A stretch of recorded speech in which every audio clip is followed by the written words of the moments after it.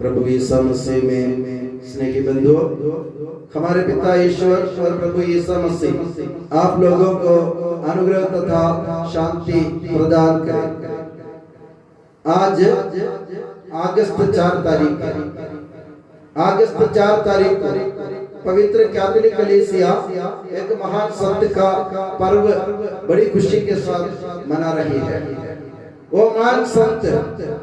जिसे अपन जॉर्ज मरिया वियानी कहते हैं, दुनिया की दृष्टि में महान नहीं था, दुनिया की दृष्टि में वो नगण्य था, किसी की दृष्टि में वो बुद्धिमान नहीं था, और उनके अधिकारियों के हिसाब से कहा जाए तो उनका दिमाग नहीं था, और फिर भी हमारी कलीसिया उसको एक महान संत के रूप में इसलिए मानती है कि संत जॉन मरिया वियानी प्रभु यीशु मसीह के हृदय के अनुसार उनके दिल से लगे हुए अपने जीवन को दूसरों के लिए व्यतीत किया, दूसरों के लिए खर्च किया। सन 1786 मई 8 तारीख को फ्रांस देश के दार्जिलिंग नामक गांव में संत जॉन मरिया वियानी का जन्म हुआ था, और 1859 4 अगस्त को उनका स्वर्गवास हुआ। संत जॉन मरिया वियानी आर्स के पल्ली पुरोहित के रूप में जाने जाते हैं, और वे इसलिए पल्ली पुरोहित के रूप में जाने जाते हैं कि उन्होंने अपने पारिश के लोगों को जिस क्षेत्र में वे भेजे गए थे उसी क्षेत्र के लोगों को ईश्वरीय प्रेम की ज्योति उनके मन में जलाने के लिए उन्होंने बखूबी से प्रयास किया। और जिस देश में और जिस इलाके में वो भेजे गए थे वो ऐसा एक इलाका था जिसमें काम करना कोई फादर लोग उस जमाने में पसंद नहीं करते थे, क्योंकि वहां के लोग बहुत कुकर्मी पापी थे जो इतवार के दिन भी मंदिर जाना पसंद नहीं करते थे, जो भेड़ बकरियों के पीछे पूरा समय बिताते थे, और इतवार के दिन या संडे के दिन वे लोग नशेबाजी और नाच और गाने में अपना समय व्यतीत करते थे। कोई अपने चर्च में आराधना में भाग लेने के लिए आने के लिए तैयार नहीं थे, और वहां जो भी फादर जाते उनको बहुत जल्दी ही वहां से रवाना होना पड़ता था कि लोग उनका विरोध करते थे, क्योंकि वे लोग यीशु मसीह में और ईश्वर में अपने विश्वास दृढ़ नहीं बनाया था, इसलिए वे लोग हमेशा प्रभु ईश्वर के खिलाफ भुनभुनाते थे। ऐसी परिस्थिति में फ्रांस के बिशप जी ने कई बार कोशिश की, बहुत सारे फादरों को भेजा आर्स नामक उस क्षेत्र को एक अच्छा क्षेत्र बनाने के लिए, कच्चा पारिश बनाने के लिए, कच्चा पल्ली बनाने के लिए उनको बहुत सारे लोगों को भेजा, मगर वे सब असफल हुए। मैं संत जॉन मरिया वियानी के बारे में मैं आपको ये बताना चाहूंगा, जब वे अपने सेमिनारी में, जहां अपने प्रशिक्षण केंद्र है, सेमिनारी में जब प्रशिक्षण ले रहे थे तो उनके अधिकारियों ने निर्णय लिया था ये एक बुद्धू है,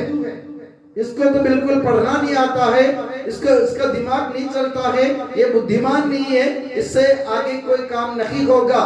इसलिए उसको प्रशिक्षण केंद्र से यानी सेमिनारी से इसको बाहर निकाल दिया जाए और उसको फादर ना बनने दिया जाए। और उन्होंने अपने सारी समिति बैठ करके निर्णय लिया।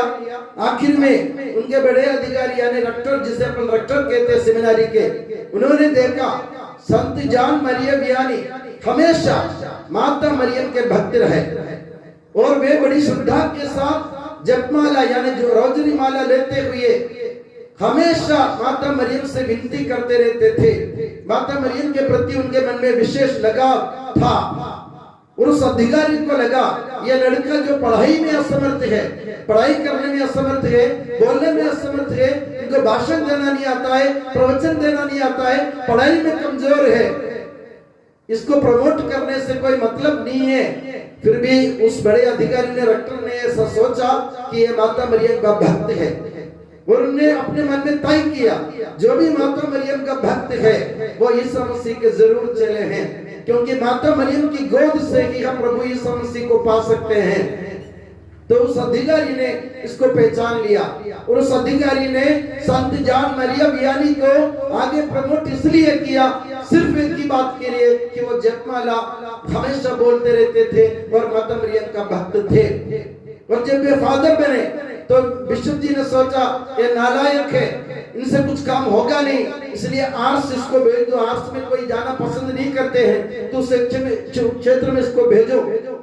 संत जॉन मरिया वियानी वहां गए और वे मंदिर में बैठे हुए घंटों तक पवित्र परप्रसाद के सामने जपमाला यानी रोजनी माला बोलते रहे और वे हाथ फैलाते हुए घुटने टेक कर लोगों के लिए विनती करते रहे। और लोगों को जब ये पता चला कि ये जो फादर आए हैं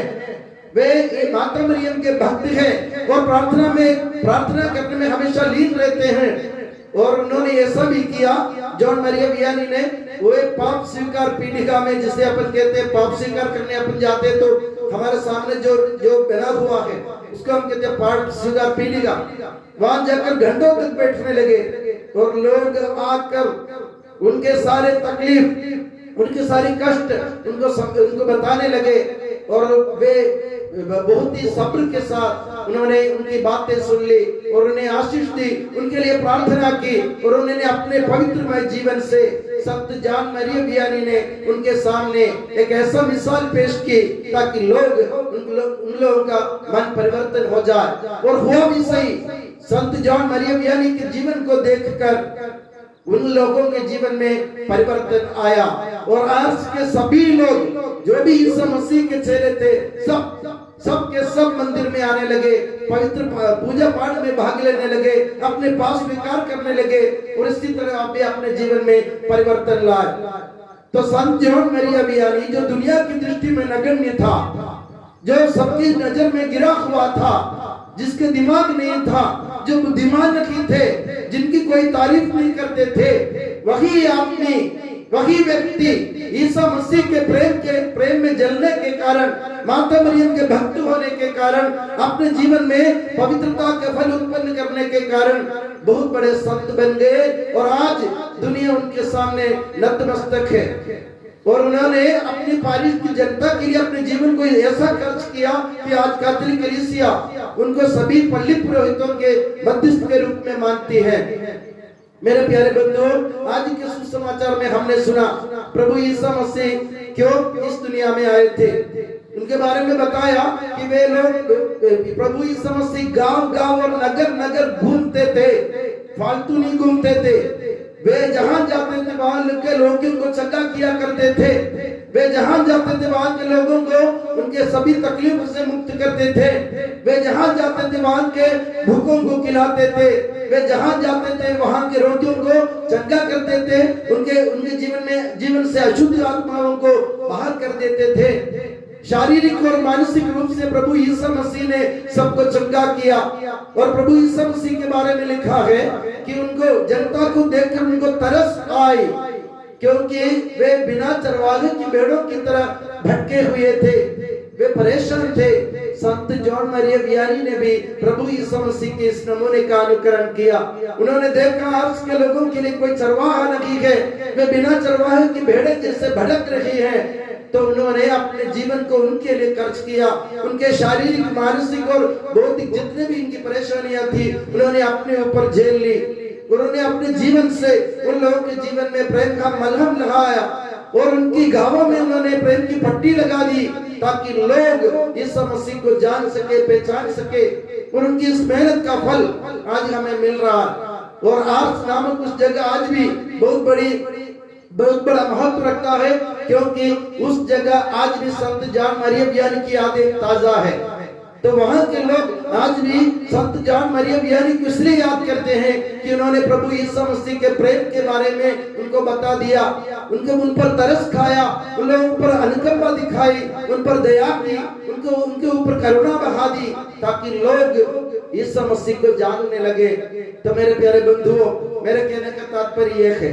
जो भी फादर बनते हैं ना, वो अपनी गुणवत्ता से कोई फादर नहीं बनता है, अपने गुणों से कोई फादर नहीं बनता है। आज मैं जो आपके सामने खड़ा मैं आपको जो प्रवचन दे रहा हूँ, मैं आपको कुछ बातें सुना रहा हूँ, मैं भी इस लायक नहीं हूँ कि मैं फादर बनूं। फिर भी ईसा मसीह ने मुझे जैसे कमजोर लोगों को इसलिए चुना कि हम दूसरों की कमजोरी समझ सके, उनकी मुसीबत में उनका साथ दे सके, उनके पापों से उनको मुक्त कर सके, और उनको जो परेशानी होती है उसको अपने ऊपर झेल ले, उनकी बातें ध्यान से और सब्र से सुने, और उनको शारीरिक और मानसिक रूप से चंगा करे, और उनके जीवन से हर प्रकार की अशुद्ध आत्माओं को बाहर कर दे। ये हमारा काम है, इसलिए प्रभु ने हमको बुलाया है। और बखूबी से मैं कहना चाहूंगा, संत जॉन मरिया वियानी ने उसका निर्वाह किया, और आज हम उनको याद करते हैं। तो आज के दिन आप लोग सभी फादर लोग, जो जितने भी फादर लोग अपने धर्म प्रांत में काम कर रहे हैं, और जो भी जितने भी पल्ली पुरोहित है, उन सबको याद कीजिए। प्रभु यीशु मसीह के दिल के अनुरूप एक दिल उनके अंदर